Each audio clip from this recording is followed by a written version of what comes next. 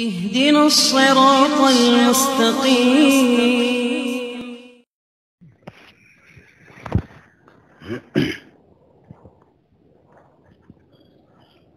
نحمده ونصلي على رسوله الكريم. أما بعد فأعوذ بالله من الشيطان الرجيم. بسم الله الرحمن الرحيم. لقد رضي الله عن المؤمنين إذ يبايعونك تحت الشجرة فعلم ما في قلوبهم فأنزل السكينة عليهم وأثابهم فتحا قريبا. صدق الله العظيم. اللهم صل على سيدنا ومولانا محمد وعلى آل سيدنا ومولانا محمد وبارک وسلم. معزز سامعین، اسلامی سال کا جو مہینہ جا رہا ہے اس کو ذو الحجہ کا مہینہ کہتے ہیں، جس کی 10 تاریخ کو عید الاضحیٰ ہوتی ہے اور پورے مسلمان ابراہیم علیہ السلام کی عظیم قربانی کی یاد مناتے ہیں. آج کا جو دن ہے، آج اس کی 18 تاریخ ہے، 18 ذو الحجہ ہے آج. اور 18 ذو الحجہ کو بھی ایک عظیم واقعہ ہوا ہے، جیسا کہ 10 ذو الحجہ کو ایک عظیم واقعہ ہے. 18 ذو الحجہ کو رسول اللہ صلی اللہ علیہ وآلہ وسلم کے دور داماد، مسلمانوں کے تیسرے خلیفہ، یعنی رسول اللہ صلی اللہ علیہ وسلم کے مصلی کے تیسرے جانشین حضرت سیدنا عثمان رضی اللہ تعالیٰ عنہ کو مدینہ منورہ میں بڑی بے دردی کے ساتھ شہید کیا گیا تھا. یعنی یہی دن تھا جو آج کا ہمارا دن ہے، 18 ذو الحجہ کا. حضرت سیدنا عثمان رضی اللہ تعالیٰ عنہ رسول اللہ صلی اللہ علیہ وسلم کے ایسے محبوب صحابی تھے کہ آپ صلی اللہ علیہ وسلم کی 2 بیٹیاں حضرت رقیہ رضی اللہ تعالیٰ عنہ اور حضرت ام کلثوم رضی اللہ تعالیٰ عنہ، 2 بیٹیاں اللہ کے نبی کی ایک کے بعد دوسری ان کے نکاح میں آئی. جس دن غزوہ بدر ہوا تھا، جو مسلمانوں کا پہلا معرکہ تھا کافروں کے ساتھ، اور اتنا عظیم معرکہ تھا کہ جو اس میں شریک ہونے والے صحابہ کرام ہیں، ان کے بارے میں اللہ کے رسول صلی اللہ علیہ وسلم نے ارشاد فرمایا کہ اللہ تعالیٰ کہتے ہیں، جو بدر میں شریک ہوئی ہے، اللہ فرماتے ہیں میں نے ان کے دلوں کو دیکھا ہے اور ان کے دلوں کے اندر تقوی اور ایمان اور اخلاص نظر آیا ہے.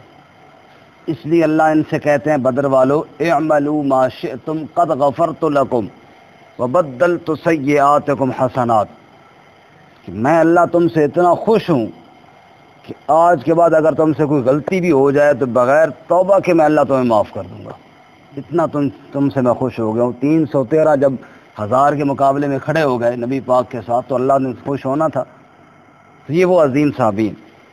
لیکن جس دن غزوہ بدر ہوا اور آپ صلی اللہ علیہ وسلم بدر کی طرف جانے لگے تو حضرت عثمان رضی اللہ تعالیٰ عنہ بھی تیار ہوئی کہ میں بھی جاؤں.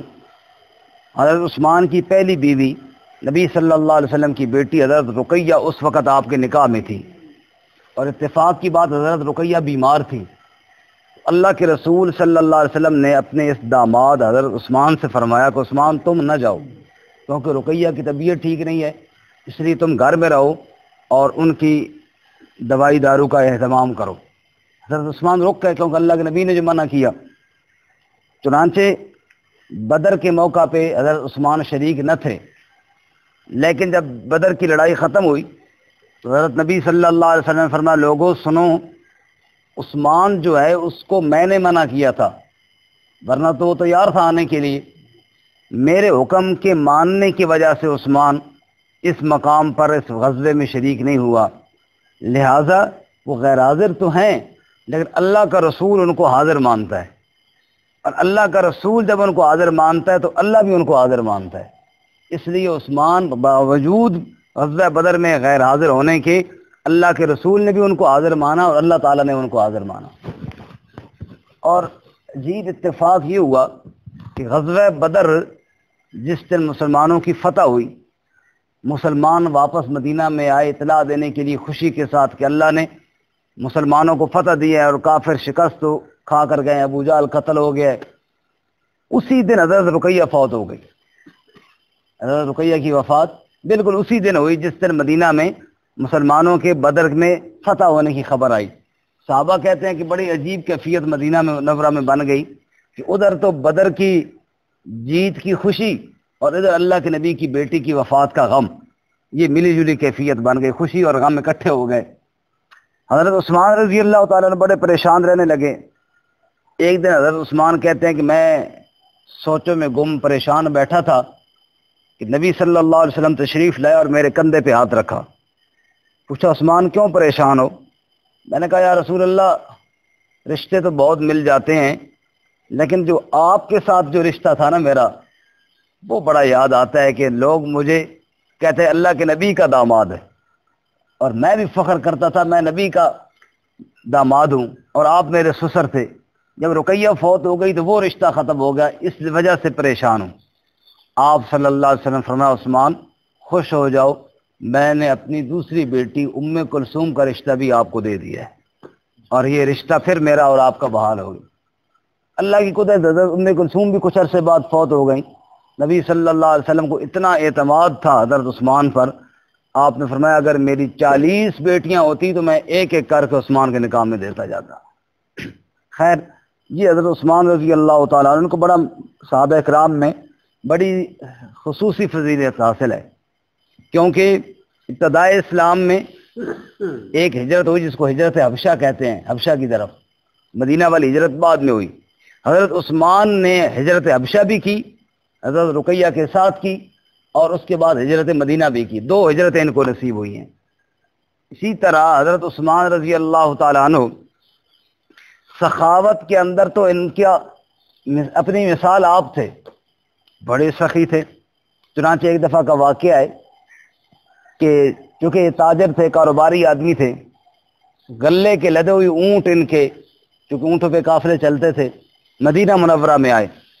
مدینہ کے جو کاروباری تھے وہ آڑتی تھے، وہ حضرت عثمان کے پاس گئے. چونکہ ایسے ہی ہوتا تھا باہر سے کوئی قافلہ آتا تو بڑے دکاندار خرید لیتے اور پھر آگے وہی بیچتے. جیسے یہاں پہ ٹرک آتے ہیں بڑے دکاندار خرید لیتے، آگے عوام پھر ان سے خریدتی ہے. تو وہ مدینہ کے آڑتی حضرت عثمان کے پاس گئے کہ بتاؤ کتنے نفع میں بیچو گے؟ حضرت عثمان نے فرمایا تم کتنا نفع دو گے؟ انہوں نے کہا کہ 1 روپے کی چیز ہم 2 روپے میں خریدیں گے، یعنی ڈبل نفع آپ کو دیں گے. حضرت عثمان نے فرمایا مجھے تو اس سے بہت زیادہ ملتا ہے. انہوں نے کہا پھر اچھا ہم 1 روپے کی چیز 3 روپے میں خریدیں گے، جو چیز آپ نے 1 روپے میں خریدی ہم آپ سے 3 روپے میں خریدیں گے. فرمایا مجھے اس سے بھی زیادہ ملتا ہے. حتیٰ کہ کرتے کرتے وہ 5 تک گئے. فرمایا مجھے اس سے بھی زیادہ ملتا ہے. انہوں نے کہا جی اتنا کون ہے جو آپ کو اتنا زیادہ نفع دے گا، خود اس کو کیا بچے گا؟ عثمان نے فرمایا تم نہیں جانتے کہ وہ میرا اللہ ہے جو کم از کم 1 کے بدلے میں 10 دیتا ہے ورنہ 700 اور اس سے بھی زیادہ دیتا ہے. لہذا میں آپ کو یہ سامان نہیں بیچتا، میں نبی کے شہر کے غریبوں پر یہ سارا سامان صدقہ کرتا ہوں. چنانچہ حضرت عثمان نے وہ صدقہ کر دیا. تو اس طرح کے یہ سخی تھے. عید کا دن ہے، اللہ کے رسول گھر سے نکلے، اپنے ازواج سے پوچھا کہ گھر میں کوئی کھانے پینے کی چیز ہے؟ فرمایا جی کوئی نہیں. فرمایا کہ آج عید کا دن ہے، لوگ آئیں گے اور اللہ کے نبی کے گھر میں کھانے کا نہ ملا تو پریشان ہوں گے. آپ عید سے واپس آئے تو دیکھا کہ لوگ اللہ کے رسول کے گھر سے کھانا لے کر جا رہے ہیں، کچا بھی اور پکا بھی. آپ بڑے حیران ہوئے کہ ابھی عید سے پہلے تو گھر میں کھانے کے لیے تھا کچھ نہیں اور اب تقسیم بھی ہو رہا ہے. آپ نے پوچھا خیریت یہ کہاں سے آیا کھانا؟ کہا جی عثمان رضی اللہ تعالیٰ عنہ نے غلے کے لدے ہوئے 10 اونٹ آپ کے گھر بھیجے کہ آج عید کا دن ہے، اللہ کے نبی کے گھر کے اندر راشن بھیج دو.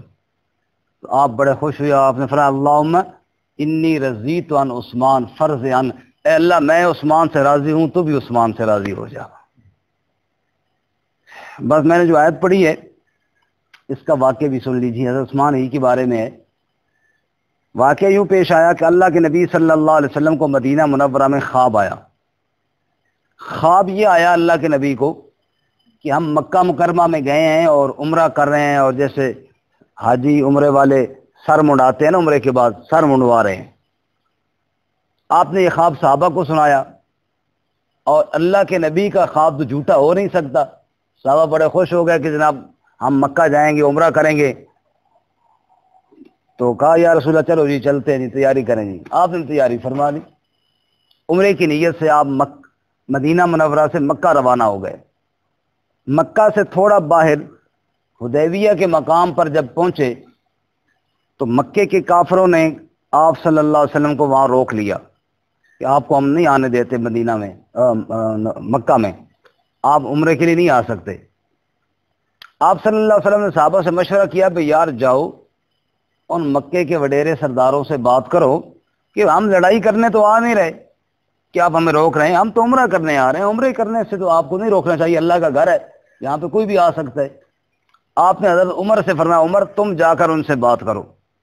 عمر نے کہا یا رسول اللہ میں جانے کے لیے تیار ہوں، مجھے کوئی اعتراض نہیں ہے، لیکن مشورہ یہ ہے کہ اگر آپ مجھے نہ بھیجیں تو بہتر رہے گا، کیونکہ وہ آگے کریں گے الٹی سیدھی باتیں، اور کسی نے میرے سامنے اگر آپ کے بارے میں کوئی غلط بات کی نا تو پھر یا وہ نہیں ہوگا یا پھر میں نہیں ہوں گا۔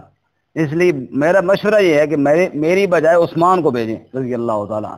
ایک تو یہ نرم طبیعت کے آدمی ہیں، دوسرا یہ پہلے سے سخی ہیں، اور مکہ میں ان کے گھر یہ راشن بانٹا کرتے تھے، لوگوں کے ساتھ ان کے اچھے تعلقات ہیں۔ آپ کو بڑا مشورہ پسند آیا، آپ نے حضرت عثمان کو بھیجا۔ حضرت عثمان جب گئے مکہ میں تو اپنے چچا زاد بھائی سعید ابن ابان کے پاس ٹھہرے، جو مسلمان تو نہیں تھا لیکن ان کا رشتہ دار تھا، اس کے پاس گئے، ملے جلے، اور اسے کہا یار میں مسلمانوں کی طرف سے، اللہ کے نبی کی طرف سے قاصد بن کر آیا ہوں مکے کے سرداروں سے بات چیت کرنے، تو آپ کے پاس ٹھہرا ہوں، آپ ایک تو مجھے یہ بتائیں، چونکہ ہم تو مدینہ چلے گئے یہاں سے، کہ اس وقت کون کون وڈیرا ہے، اور چونکہ ابو جہل تو قتل ہو گیا تھا نا، اور وڈیرا کون ہے اور کس سے بات کی جائے اور کس وقت کہاں ملیں گے، سارا مشورہ کیا۔ سعید ابن ابان حضرت عثمان سے کہنے لگا اے عثمان لقد اخزیت قومک یا عثمان، اے عثمان کس سردار سے ملنا ہے اور کیا بات کرنی ہے، یہ تو ساری بات کی باتیں ہیں، تو نے تو اپنی قوم کی ناک کٹوا دی۔ حضرت عثمان نے پوچھا ہے کس عمل کی وجہ سے، کون سا میرا ایسا کام ہے کہ قوم کی ناک کٹ گئی؟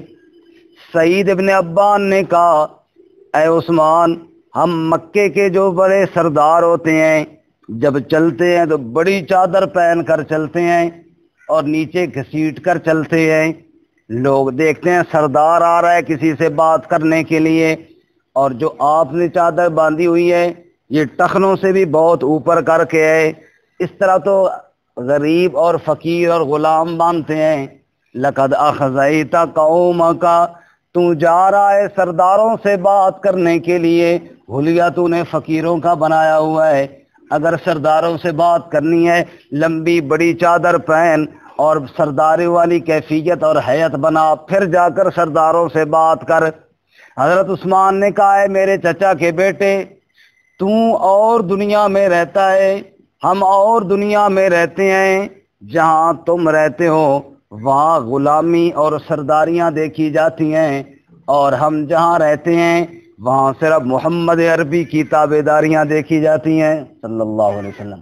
اللہ کے نبی صلی اللہ علیہ وسلم کی چادر ٹخنوں سے اوپر ہوتی ہے، میں اللہ کے نبی صلی اللہ علیہ وسلم کو کبھی آپ کے طریقے کو کبھی چھوڑ کر کسی اور کے طریقے کو میں اپنانے کے لیے تیار نہیں ہوں، اس لیے میں اللہ کے نبی کے حلیے کے اندر ہی جانا پسند کرتا ہوں۔